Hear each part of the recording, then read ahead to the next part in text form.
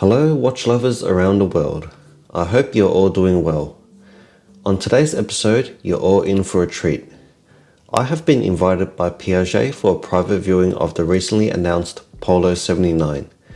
Ever since it was announced, I have been dying to see it in person, and the day has finally come.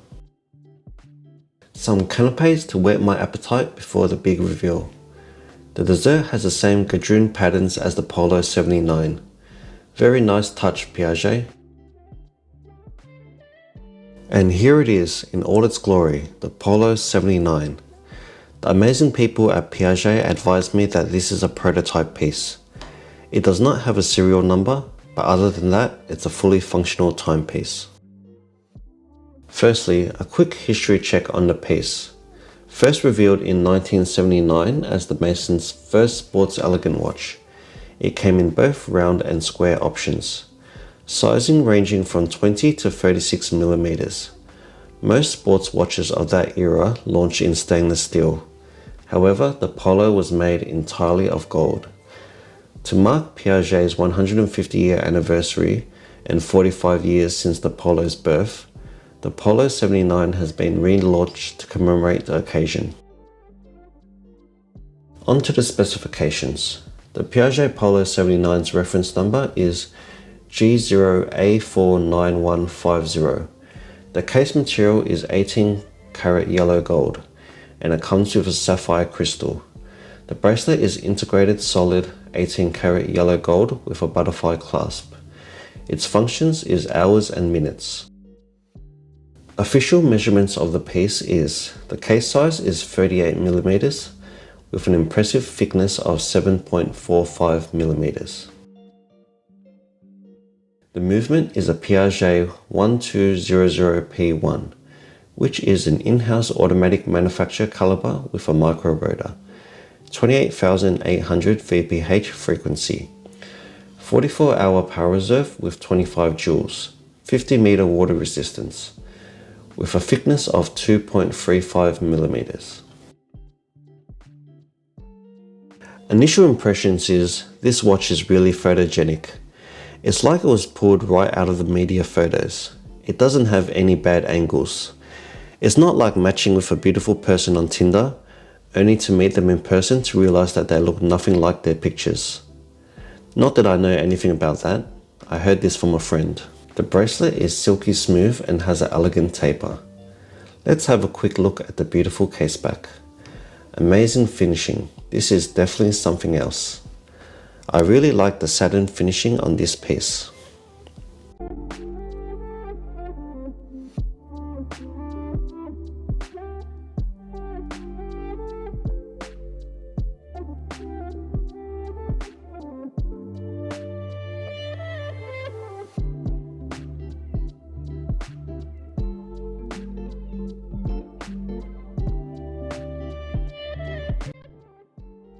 Before we continue, let's take a moment to admire the beautiful finishing on the caseback.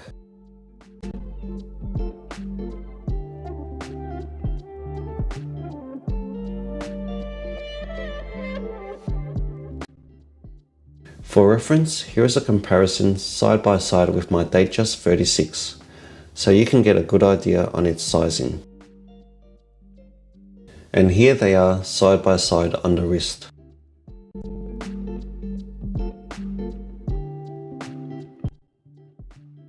And now for some wrist shots, so you can get a good idea of how it looks on the wrist. For reference, my wrist size is 16.5 centimeters.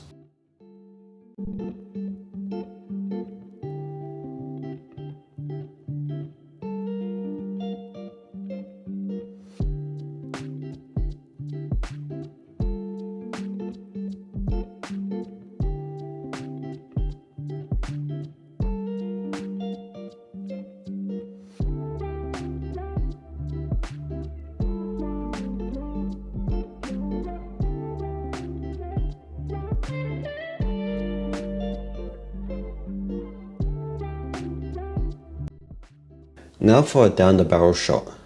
The watch wraps nicely around my wrist without any overhang.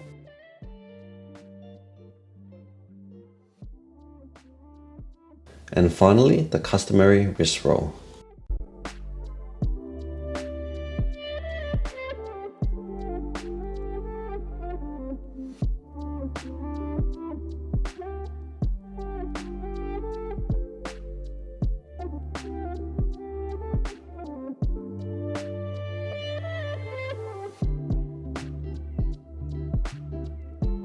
Unfortunately, my private viewing appointment has come to an end.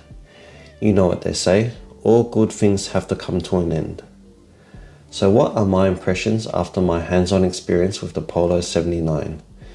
Well, overall, extremely positive. Initially, I had some concerns that the increase in case size would affect the watch's wearability. However, after having it on the wrist, the fit and feel is pretty much spot on. The slim case along with the tapered bracelet gives it an elegant look on the wrist. Being a full gold watch, it has a nice hefty feeling on the wrist. I love the satin and brushed finishing on the watch. I love the vintage looks of the piece. One of the reasons why I like dress and vintage inspired pieces is when I stare at the dial, I feel like I'm being transported back to that era. Does anyone else feel like this? Or maybe it's just me. So what did I dislike about the watch? Not much actually. But if I had to nitpick, the crown being off center was a bit of an eyesore, and it would have been nice to have some Piaget branding on the clasp. But overall, this is an amazing watch. It's not an easy task to update such an iconic watch, but I strongly believe Piaget nailed it with this one. Great job. If anyone knows someone in the organ market, I would highly consider parting with one of mine to obtain this piece. Please let me know in the comments. Thanks for watching until the end. So what are your thoughts on the Polo 79? Do you love it like me or otherwise? Would love to hear your thoughts in the comment section below. As always, if you like my content, please like and subscribe. Until next time, happy watch collecting.